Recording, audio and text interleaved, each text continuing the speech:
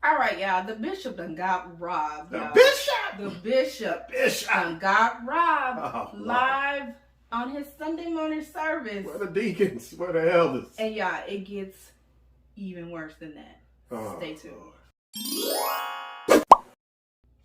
What up, you guys? What up? It's your boy, John B. And we are the BLACKWELL'S. We are all about faith, family, and fun. And we drop 1 or 2 videos on y'all a week. So be sure to subscribe and... You can ring my bell. So ring that bell. Hold on, wait. Bang that bell. Okay, so every time we upload, ring the bell. You will know. And be sure to check the description box because every reference and resource that we use on today will be in the description box. And I heard somebody say this one time. Tell your friends about us. All right, you guys. So like we said in the beginning, the Bishop Lamor Miller Whitehead was robbed. Strong arm robbed. Mm-hmm. On the live of, what is it, Facebook? It was on a streaming. While he was streaming his service, his Sunday morning service. Streaming his, I don't know to what. What was he streaming it to? What platform? I believe Facebook. It might have been Instagram, but it was a streaming platform. It was a platform. And y'all then came into church and took all his stuff. Yeah. All of his stuff. It's unfortunate. Yeah, it was unfortunate, but what had happened was after the fact has brought us here today. So be sure to watch the entire video because we're not on here to make a mockery or a joke. We're not on here to judge. But I might make some jokes because some stuff be funny to me. Okay, but we come in the name of the Lord to bring y'all the word of what we feel like our opinion is connecting to. Okay, so hear us out. It started off with $400,000 worth of jewelry. Mm-hmm. Okay, and I think it went up from there. Yeah, that's what I hear. I mean, with this story, that's what's so hard about it. There's so many inconsistencies, I guess is the word I would say, that's coming along with it. And what's so crazy, it's not necessarily from sources. It's from the main source himself. But, okay, so the internet went all wild, and everybody had an opinion from your mamas to they mamas. And now us. And of course, there were influencers and social media influencers who did have an opinion. So after the fact that the bishop was robbed on the interwebs live by 3 men who dropped some stuff and went back. Yeah, because I thought. Anyway, the bishop went before the peoples on the good old book of Instagram, and he told us the story of what had happened was. And I was feeling the bishop. When the initial story came out, what was you feeling? Because I was feeling like this was nothing to laugh about. We should have his back. To be honest, I really didn't know what to think or how to feel about it. And I think maybe because I saw a lot of people already commenting on it and some people saying it was a scam and it was a scheme. And so I didn't really have an initial thought about it. Just maybe that, if this is a legit robbery, like, man, that's messed up. But in further researching and looking into the bishop, it kind of got us to where we are in this point of all of this with the conduct of ourselves. Those who are supposed to be leaders and overseers of God's people, shepherds, in his conduct. I will not play the video in its entirety, but we will reference the video that was on Larry Reed's Instagram, and he had Genesis on, and the bishop decided that he needed to be on. The bishop comes on and he starts talking, and basically he expressed his dislike with how they were laughing. Right. I believe the term they use now is cackling. But, and he felt like that it was inappropriate. Mm-hmm. And he seemed like he took it more personal with Larry initially because he says that, Larry, I've never given you anything but respect. He addresses Larry like that. And everything seems, for the most part, pretty calm, pretty chill. For the most part, Larry's kind of making some faces while the bishop is talking, kind of like, and kind of seeming like he's questioning some things. But he didn't interrupt him. He let him talk. And then eventually, Miss Genesis, she, a pastor, I believe they said out of Atlanta, she mentioned something or said something, and the bishop was like, I don't even know who you are. I don't know why you talking. And then it's eventually it just kind of went completely left. And he just said, I don't even know why you talking. He called her Biggie Smalls, and then he said, you know what, Biggie Big. I'm not even calling you Biggie Smalls because you Biggie Big. He said you're fat. I think he called her disgusting. I'm not sure if he called her a beast. I think he called Larry a beast at one point. But it went pretty bad. He called Larry a homophobic slur, the one that starts with an F. That rhymes with maggot. And so it was really bad. And although I don't necessarily agree with making light of someone's situation, if it's legit or if it's real. And Larry and Genesis, they were trying to say that they weren't making fun of the robbery per se. They were more so talking about how they felt like the backdrop and the aesthetics of the church, or the background of the church is what they stated that they were laughing about or talking about, not that he was robbed. And, it was in that moment that the bishop reported that they had a gun to his 8-month-old baby's face and all of that, which is really, if that's the case, that's really sad and just really messed up. Right. And it just went really left really quick. And I think for me, the disappointment was the fact that what was his conduct during this interview. Right. Me personally, I don't know Larry Reed, I don't know Genesis, but I didn't really have any expectations of them. I know Larry, this is what he do.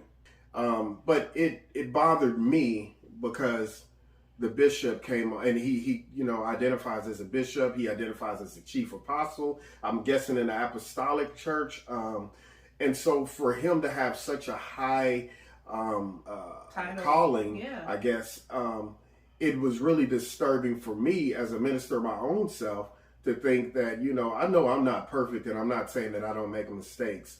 But I mean, the intensity in which he approached this situation and he made these statements, which really to me was unprovoked. It didn't seem like they were saying anything in those moments. Like I said, the young lady, she mentioned something or tried to make a statement, and he just said, well, who are you? I don't even know you. And he just started calling her fat and body shaming her. And it was really just unfortunate to see. I personally kind of took aback when they were on there kind of having a kiki session on the live and they were laughing. But what I did notice is that they some things just didn't seem like it add up, and it doesn't seem like that for a lot of people. But who are we to judge? But with the facts laid out, that what we did see is that you're saying you wore $400,000 or $1 million worth of jewelry on a Sunday to a church that is a storefront church. Nothing wrong with storefront churches, because a lot of churches start off like that. But what Larry and Genesis was saying is, and a lot of other people, and I tend to believe this myself, how do you put that much money on your body, but you don't put that into your ministry? Right. What is the funds that you're taking up over the collections every Sunday, tithes and offering? What is that going to? Because every year our church has a finance meeting, and we sit in the finance meeting and we get the spreadsheets as a congregation, and our pastor, our first lady, the secretaries, they go down the roster and show this is what was brought in on January 13th, 2000, and they'll say this is what was brought over the table, and then these were the bills. This is what we paid for the church insurance. This is what we paid for taxes. This is what we paid for the gas bill, the light bill, the water bill. We had to do the trash, and then we had a fundraiser for this, and this is what that money went to. And a lot of times, other than the bills being paid, we are putting it into the church for new carpeting, or a heater went out, we had to get that replaced, or something in the church, because what does the Bible say about how we live in our sealed homes? Yeah, I have the scriptures in Haggai chapter 1, and it says in verse 2, I'm reading in the New Living Translation, but it says, this is what the Lord of Heaven's armies say. The people are saying, the time has not yet come to rebuild the house of the Lord. But then it says, then the Lord sent this message through the prophet, saying, why are you living in luxurious houses while my house lies in ruins? This is what God said to the people. And then it says in verse 5, this is what the Lord of Heaven's army says. look at what's happening to you. You have planted much, but harvest little. You eat, but you are not satisfied. You drink, but are still thirsty. Talking about you putting on clothes, but cannot keep warm. Basically, though, in this passage, he's talking about that we build up these things for ourselves, and kind of like you were saying, that it doesn't look right that you talk about having $400,000 worth of jewelry on, possibly $1 million, I don't know, but even if it's $400,000, your church looks like it wouldn't even cost maybe $400 to rent, if that, a month. But that's how much jewelry and things that you have on, and you could do so much better for God's house. And that's what's unfortunate. Like, well, you couldn't have put a little bit more money, invested a little bit more, just like you invest in yourself. And we believe that you should invest more in God than you should invest definitely in yourself. I mean, not that you can't have good things or nice things, right. And that's not what God is saying, but he's saying, but you have so much in this passage. He's like, y'all got this really nice stuff, but look at how my house looks. Look at how my temple looks. And I think that's the thing that a lot of people were saying and worried about, that he has all these luxurious things and items, and he's living very lavishly and very well. And it just doesn't add up. I guess the main part of even our video, again, not to judge when we do these type of videos, it just makes us as believers, not perfect by any means, just feel like this is just another bullet in the gun, another slot of ammunition for non-believers or those who are opposed to the church to shoot at us and say, bam, I got you again. Because not only the aesthetics, but also his criminal history. And everybody has a past. We sin are saved by grace, but some of this is not past, some of it is present, and then some of it is future to come down the line, because it's not us judging. It is what is being shown, even in the interviews that he's done, that he's not forthcoming. And I understand, like, lawyers will tell you when you have certain cases and stuff, they'll say, I'm not able to speak on certain things. Right. It just looks staunch. It just looks sketchy. And us in the church, we are already being beat down as believers, especially believers of Christ. It seems like every other religion can do their thing, but when it comes to us, especially in the Black church, we got so much proving to do.